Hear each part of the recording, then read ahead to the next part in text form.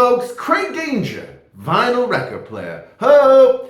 Here today to talk about 5 underrated must-have LPs from 1967. Now, recently I was told, I was mentioned in the comments, one of the fine viewers of the Craig Danger channel had mentioned that 1967 was easily the best year ever in music. Now, again, that's a proclamation. I'm not going to fight him on that, even though I'm more of a 72 or 73 kind of a guy. But the fact is that, yeah, looking through a lot of these albums, it was easy to tell. There's just a lot of really great stuff. A lot of rated LPs. So what I'm going to show you today is 5 underrated LPs that are also, happen to be, in my opinion, must-haves. So obviously we want to make sure everybody's safe while you're watching. So please, buckle up.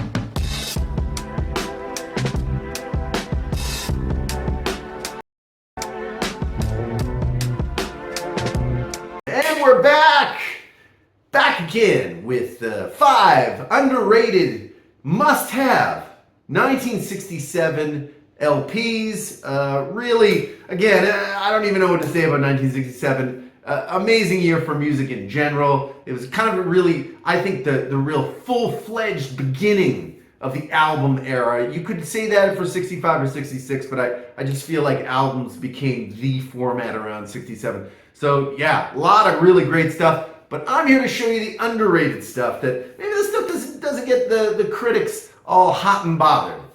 So you know what, let's just go ahead and start out with, how about 67's Vanilla Fudge, the self-titled. Now, underrated, rated, this tends to be maybe a little bit closer rated than underrated. I listened to this record this week. Here's what this record is. It's really kind of a psychedelic time capsule, in my opinion. A lot of heavy Hammond, Carmine Appice on the drums, Tim Bogert on bass. Both of those latter two gentlemen would, of course, go on to amazing rock band, Cactus. But here, they're kind of starting it all out in Vanilla Fudge. What is this? It's basically a psychedelic record with a ton of heavy Hammond organs, plus heavy drums. I mean, Carmine Appice does not like his drums. He beats them, and he hurts them, and then he beats them again, just for good measure. That's just his drumming style. But you know what? This is a really kind of a fun record. Like I say, time capsule. A lot of covers. It's basically all covers, frankly. Obviously headlined by kind of the main one, which is, of course, You Keep Me Hanging On, cover of the Supreme song. Super heavy drums, amazing intro. Really a classic. It was actually in the television show Mad Men, I believe on one of their psychedelic episodes. But there's other stuff on here. People Get Ready, the Curtis Mayfield jam, surprising. Ticket to Ride is on here. Bang Bang. Again, all done in sort of a heavier Vanilla Fudge style. Now, this is kind of their only album. They would have kind of another one that basically sold butt kiss, and then there's kind of some compilations. But the fact is that Vanilla Fudge, short-lived band, but ooh, you can hear the influence in what they do on pretty much heavy rock after that.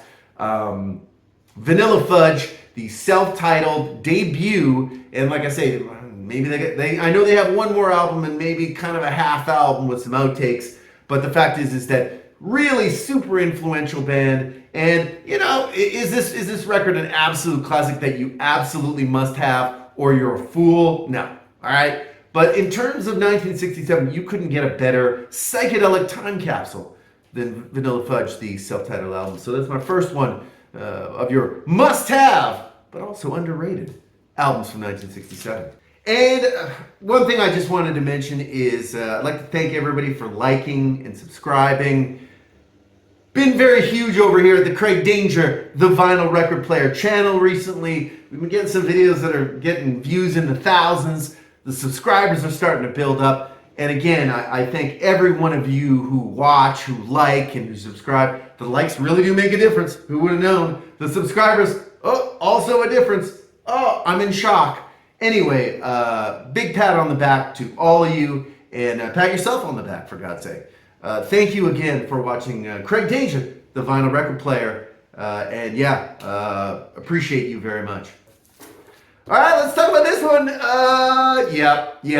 Artha Arrives from 1967. Now, this would be the second of 2 LPs released by Aretha Franklin that year. This, of course, would be the transition from her Columbia years, where, frankly, she was completely and totally unsuccessful. Really, I think that had more to do with producers. In my opinion, when it comes to Aretha Franklin, it's never Aretha. It's always either the song selection or the producers. And in this case, we got Wexler, we got Martin. Basically, this would be the second album of a period, really, in my opinion, Aretha's easy key and best period, stretching basically from 67 to 72. From this album, of course, I Never Loved a Man the Way That I Love You. Ooh, and this one is a legendary. This one's rated. It's an unbelievably great album. So Artha Arrives comes basically with kind of the leftover tracks from the Never Loved a Man sessions, plus some additional ones. Apparently, while she was recording this, Aretha had actually busted up her elbow and wasn't really in the best of shape. But you know what? Again, this album, always underrated. This is kind of seen as sort of the pig with lipstick of that 67 to 72 period. I'm going to go ahead and disagree. In fact, I think it was Q Magazine in the 2000s. They called this the #1 most disappointing follow-up in music history. And I'm like, calm down, Q. Hey, Q, calm down, Q Magazine. Calm down. This is a great album. It, again, suffers a little bit from song selection. Again, it is no I Never Loved a Man the Way That I Love You. Ooh, this is a must-have, and it's not underrated, but it is a must-have. But this one, again, also a must-have. I think everything in that 67 to 72 period from Aretha is absolutely a must-have. But this one, for Baby I Love You Alone, but you know what, there's some great covers on here. Kind of a weird cover of 96 Tears by Question Mark and the Mysterians. That's Life is on here. There's a variety of actually kind of cool covers. And again, this is Aretha just beginning to really spread her wings at Atlantic. And you know what? I think that, in fact, this has been deeply underrated to the point where people are like, oh, that's her crappy album from that era.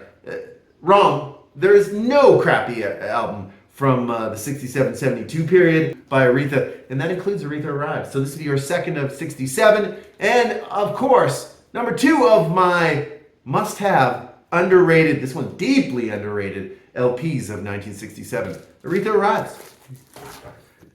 Number 3, well, you know, I gotta whip out the little Scott Walker. Particularly, this might not be new very much to the British and United Kingdom-based viewers, but of course, if you are American or Canadian, you may have never heard of Scott Walker. And it's okay, you still have time, plenty of time. Scott Walker basically was with a band called the Walker Brothers. One of their biggest hits here was, of course, The Sun Ain't Gonna Shine Anymore.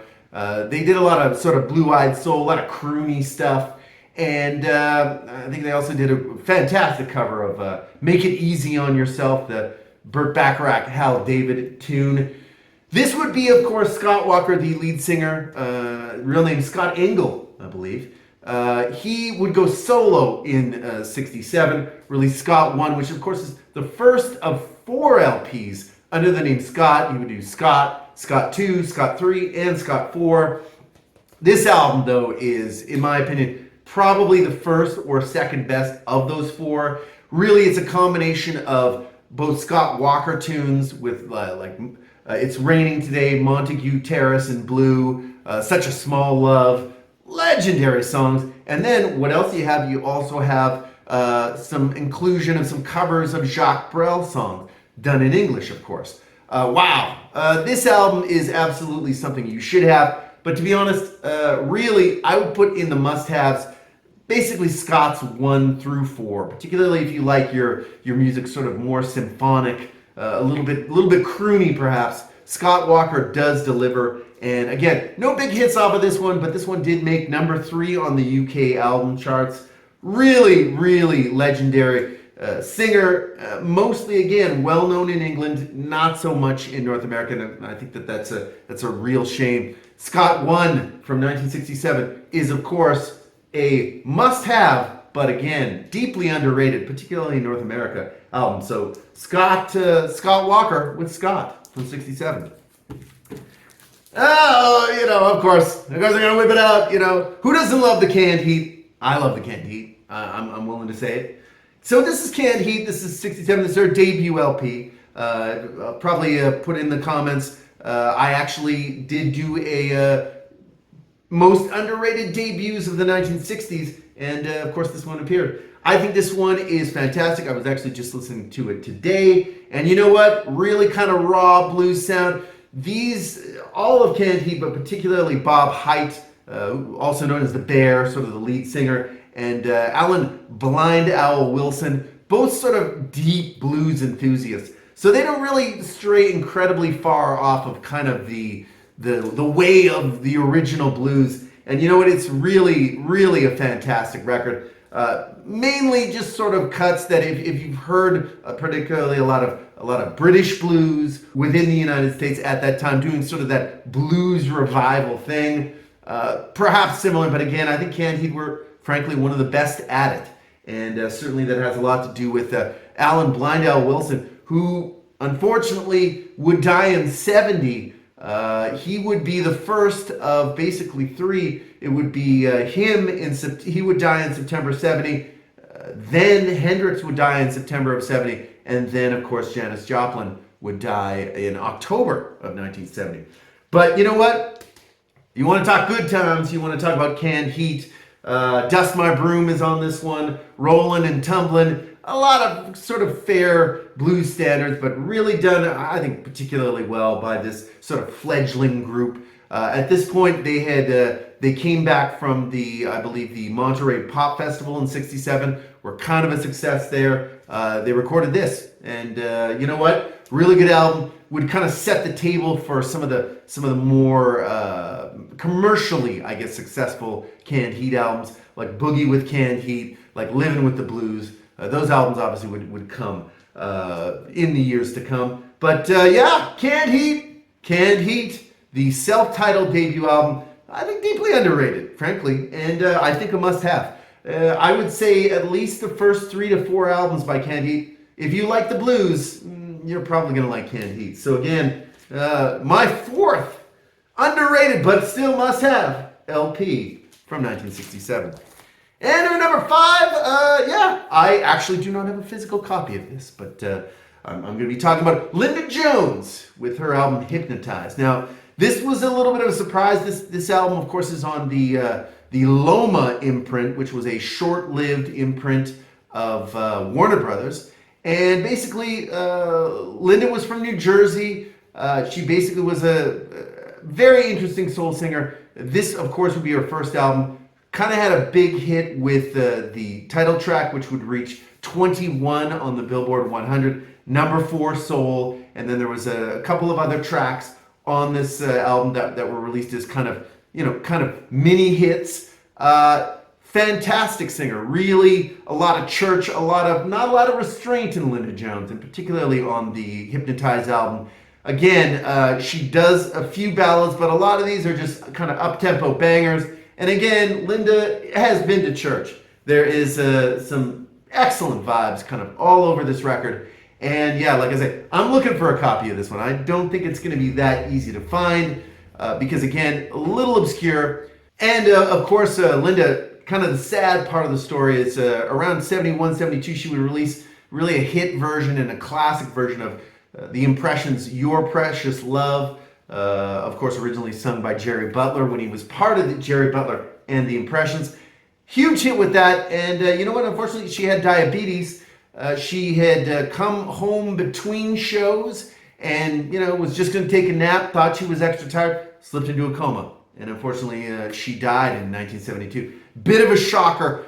I don't know if she would have gone extremely, to the top at that particular time. It's really hard to tell, but again, really kind of a loss. She only really has 2 or 3 albums, and those are albums that I'm continually looking for. Again, very hard to find because unfortunately just didn't sell a lot of copies. So yeah, Linda Jones, Hypnotized from 1967. Really, in my opinion, deeply underrated, frankly, because just many people just don't even know about this album. But really good soul album, and certainly worth a space in your collection. So again, like, subscribe. Appreciate everybody for watching this video. Thanks for sticking around this long. And you know what? We're going to keep this going. Obviously, we're moving through the years. I'm not going to say reeling in the years. I am not going to say that at all. But you know what? We are going to continue on, and I will be back next week. So in the meantime, I guess I'm just going to have to see you on the next one.